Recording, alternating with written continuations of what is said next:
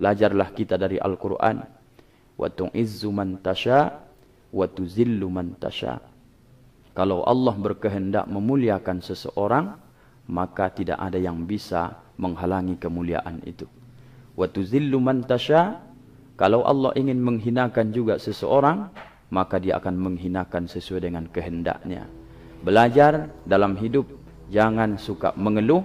Kalaupun keluhan itu muncul sifat manusiawi, adukanlah, sampaikan keluh kesah itu kepada Allah Subhanahu wa ta'ala. Ambil air wudu, bentangkan sajadah, bangun malam, apalagi sekarang menjelang sahur, disitulah saatnya kita sampaikan keluh kesah kita, beban hidup kita, apakah mungkin penyakit kita. Disitulah minta kepada Allah Subhanahu wa ta'ala, supaya nanti yang maha menyembuhkan penyakit, mengangkat kesulitan, memberikan solusi dari permasalahan hidup kita dalam kehidupan kita.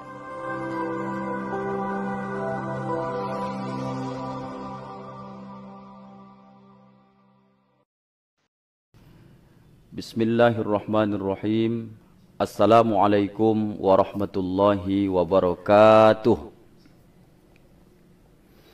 Alhamdulillahi rabbil alamin, alladzi bi ni'matihi tatimmus shalihat. Asyhadu an la ilaha illallah wahdahu la syarikalah, wa asyhadu anna Muhammadan abduhu wa rasuluhu la nabiyya ba'dah. Subhanaka la ilma lana illa ma 'allamtana innaka antal alimul hakim. Wa qala rabbi shrah li sadri wa yassir li amri wahlul 'uqdatam min lisani yafqahu qawli. Shadaqallahul azim. Bersyukur kita kepada Allah Subhanahu wa ta'ala kesempatan yang penuh dengan keberkahan ini di bulan yang barakah. Tentu kami ucapkan alhamdulillahirabbil alamin dan mengajak kita semua lapisan masyarakat tetap bersinergi dan kita berbuat baik sesuai dengan bidang kita masing-masing.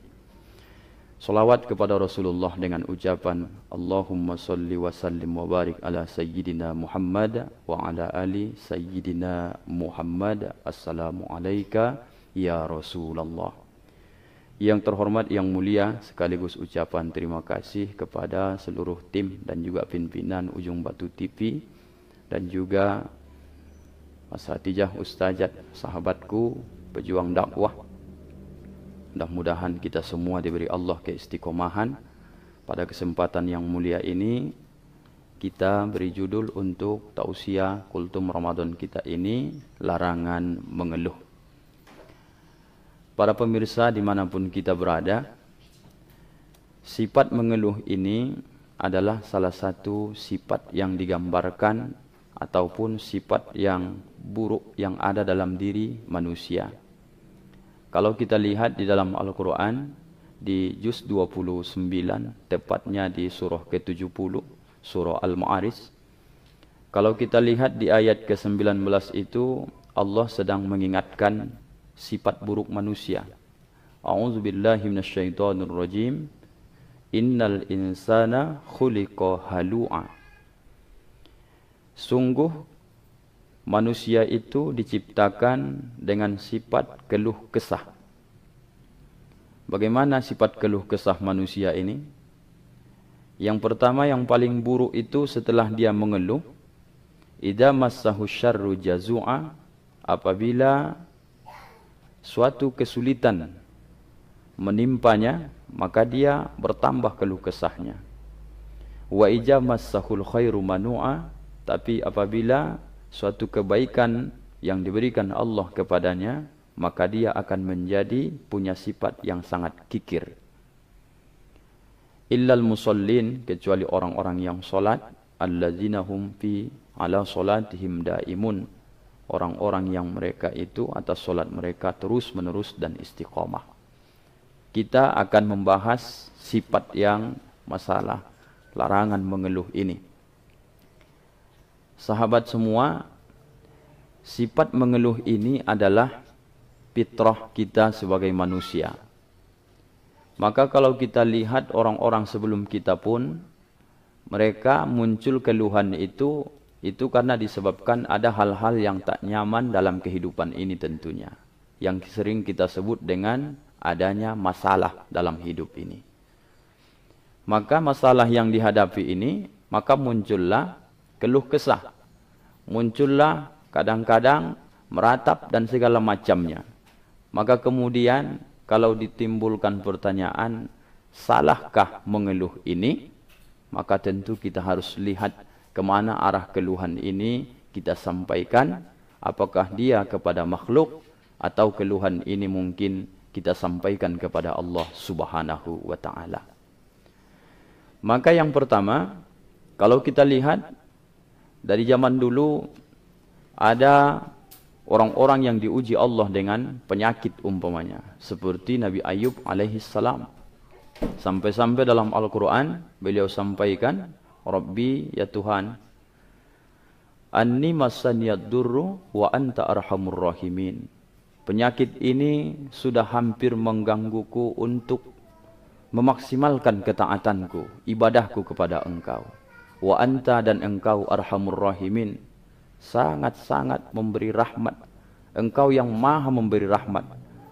Dan tentu Allah yang paling tahu yang terbaik kepada hambanya. Kutipan dari doa ini pun bukan berarti kita menyebut para nabi, para rasul itu ditimpa masalah mereka mengeluh. Tetapi dari gambaran yang mereka tunjukkan sebagai manusia biasa, ketika dalam hidup ini ada tantangan, maka mereka juga mengadukan permasalahan itu sendiri. Maka saudaraku yang dimuliakan Allah, lihatlah sampai kepada zaman Nabi kita Muhammad sallallahu alaihi wasallam.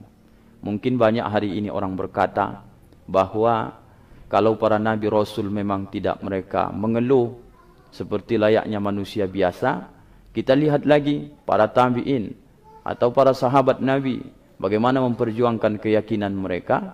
Mereka juga luar biasa. Bagaimana mereka mempertahankan keyakinan itu sampai kadang ditimpa dengan batu yang besar, diseret kemudian di gurun pasir seperti Bilal bin Abi Rabah. Kemudian ditanya, apakah kau mau meninggalkan agama Muhammad itu? Dia menjawab, Ahad, Esa, Ahad, tetap dia komitmen. Lalu hari ini kalau kita merasa berat dalam hidup, kemudian kita merasa bahwa kehidupan ini sangat luar biasa banyak masalah, kemudian banyak terkadang-kadang hal-hal yang tak sesuai dengan keinginan kita, maka kemudian kita harus kembali kepada konteks yang disampaikan dalam Al-Quran. Sesungguhnya sesuatu kata Allah yang tak kau suka, itu aku suka kata Allah. Dan sesuatu yang kau benci, maka aku suka kata Allah. Kadang yang kita suka itu rupanya tidak cocok untuk kita. Kadang sesuatu yang kita benci, itu yang menurut Allah cocok untuk kita. Maka Allah sampaikan dalam ayat itu, Wallahu ya'lamu wa antum la ta'lamun. Kami itu tahu, kamu tak tahu kata Allah. Jadi kita yang harus mencocokkan diri kita ini dengan aturan-aturan Allah. Contohnya begini, semua kita akan berkata ketika dikasih Allah ujian penyakit, kita katakan sebagian, Allah sedang marah sama saya. Allah mungkin tak sayang sama saya. Muncul keluhan. Tapi sadarlah saudara hadirin, gara-gara sakit kadang-kadang, disitulah kita baru dekat dengan Allah. Ketika kita dalam keadaan sulit, disitulah kita dekat dengan Allah. Kadang-kadang cita-cita yang tak tercapai itu ada hambatan, disitulah kita dekat dengan Allah. Maka mari sama-sama kita manfaatkan Ramadan ini. Ramadan melatih diri kita supaya bisa menahan dari segala hal yang membatalkan pahala puasa, yang membatalkan puasanya. Itu implementasinya adalah belajar untuk tidak mengeluh dalam hidup. Makanan yang ada di rumah, minuman yang ada di rumah, tapi kita menahan tidak memakan, tak meminum sebelum waktunya, itu sama dengan kita sudah berupaya belajar jangan terlalu banyak mengeluh dalam kehidupan ini, biarpun memang sifat mengeluh itu bawaan fitrah lahir manusia. Maka kita ambil kesimpulan yang pertama. Kalau hampir-hampir kadang-kadang keluhan itu muncul dalam diri kita, ingatlah bahwa kalau kita baca dalam Al-Quran, umat-umat terdahulu pun mereka sudah terlebih dahulu diuji oleh Allah dengan kesulitan-kesulitan hidup. Ada yang lulus, ada yang tidak lulus. Maka yang kedua, sebahagian setelah diuji oleh Allah, maka yang lulus naik derajatnya. Maka sebahagian yang tidak lulus, maka mereka akan mengalami azab Allah. Dan kemudian kadang-kadang mereka dihinakan oleh Allah Subhanahu wa ta'ala. Penutupnya, belajarlah kita dari Al-Quran. Wa tu'izzu man tasha wa tuzillu man tasha.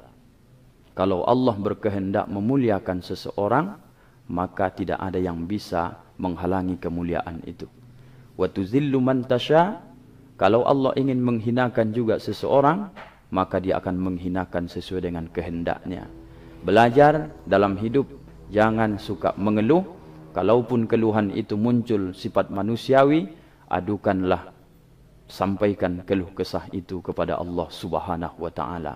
Ambil air wudu, bentangkan sajadah, bangun malam, apalagi sekarang menjelang sahur, disitulah saatnya kita sampaikan keluh kesah kita, beban hidup kita, apakah mungkin penyakit kita. Disitulah minta kepada Allah Subhanahu wa ta'ala, supaya nanti yang maha menyembuhkan penyakit, mengangkat kesulitan, memberikan solusi dari permasalahan hidup kita dalam kehidupan kita ini. Ini mungkin yang bisa kami sampaikan. Mudah-mudahan bisa kita terjemahkan sesuai dengan bahasa kita masing-masing. Mohon maaf atas segala kekurangan. Mudah-mudahan bermanfaat. Subhanakallahumma wa bihamdika asyhadu an la ilaha illa anta astaghfiruka wa atubu ilaik. Assalamualaikum warahmatullahi wabarakatuh.